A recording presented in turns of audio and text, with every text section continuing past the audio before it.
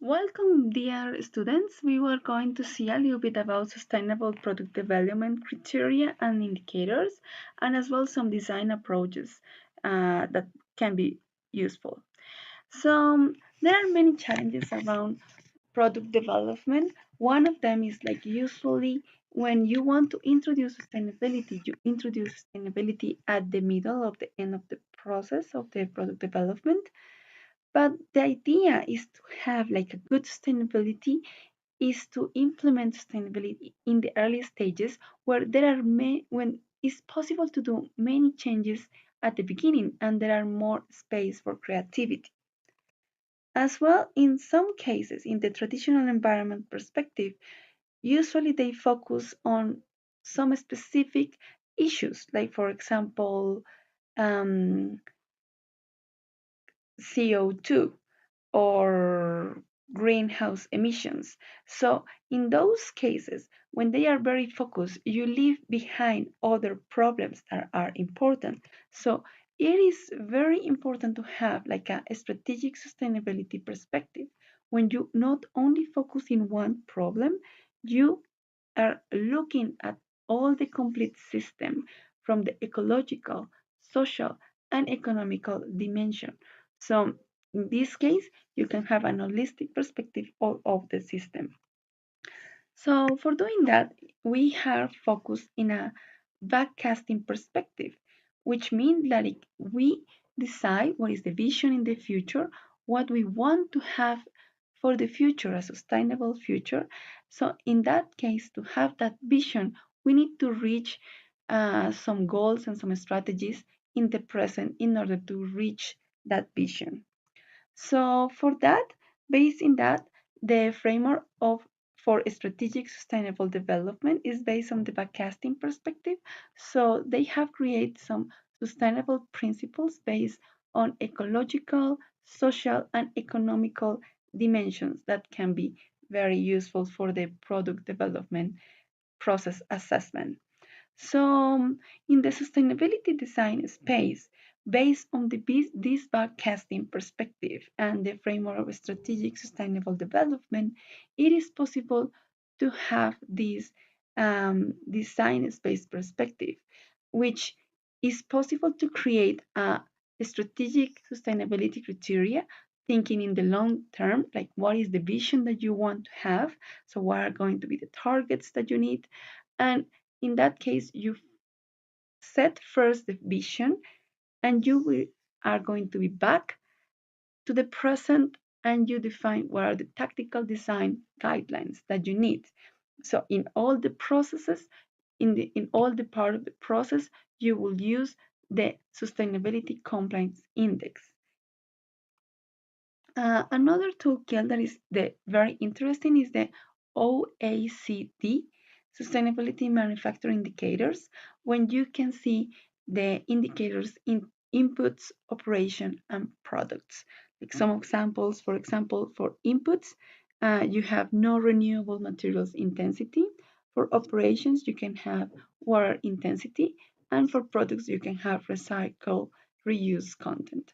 So those are some of the indicators useful for product development. Um, as you know, there are many products that have been produced all over the world. And in many cases, some companies haven't focused on the end of life. And this kind of waste is taking a lot of space around and is doing a lot of contamination. So the idea of the approach of cradle to cradle, so we are going to see some design approach, like for example, cradle to cradle.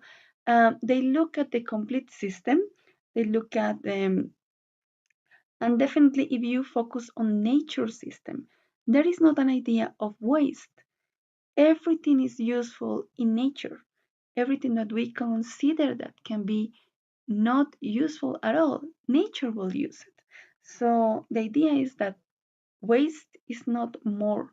Waste is like food for other part of the system. So it's the same for cradle to cradle.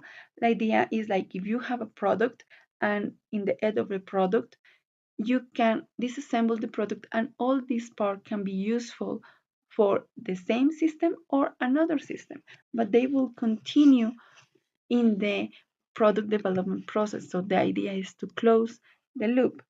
And a very related concept is circular economy, where we are talking about closing the loops as well, looking at how the system is a closed loop where everything is connected as well.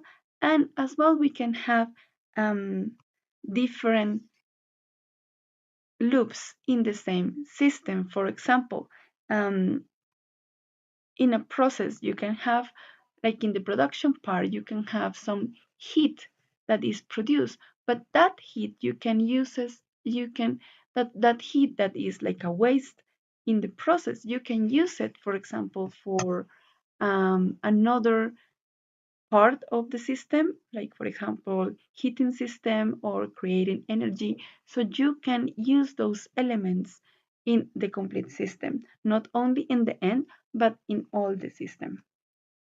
Like, for example, in the gene industry, you need to have like a material, and you know that cotton extraction can have a lot of impacts for the land use, the emissions, the amount of water that is necessary for the cultivation. So the idea is like this company, Mud Jeans, they have created an initiative in order that the customer return the jeans. So the company is able to get the fiber and create new jeans. So in this case, this company is closing the loop of the genes. Another approach is called biomimicry.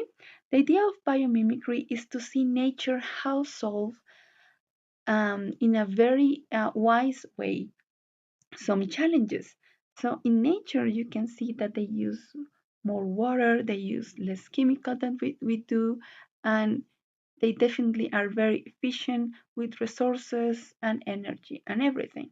For example, in this case, the gecko is is an animal that can climb and stick in any kind of surface, but they don't stick with chemical materials. They stick with this kind of surface. As you can see here in the picture, is a system that they use to stick on the surface. So some companies are using the same system to climb over some surfaces.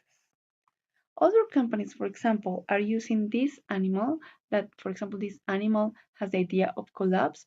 So they have mimicked the same idea to collapse. So they have created this product, this bag, with the same idea of this animal. For example, in nature, uh, they have very bright colors, but if we produce that in terms of human production, we will use a lot of pigments, chemicals. In the paint industry, they use a lot of chemicals that can be they can have a very toxic materials and can have a lot of impacts to the environment. But nature has created color by light. So instead of using pigments, they use a specific surface, like for example butterflies. The surface of them is special. So the lights of the sun come, and when you see a color, is the reflection of the light over the surface. So instead of doing chemicals, they are using the light in order to create a color. So in many companies that they produce paints, they can use this system in order to avoid those toxical substances that are contaminated a lot. So, well, I present some of the tools and some of the design approaches. So, thank you for your attention.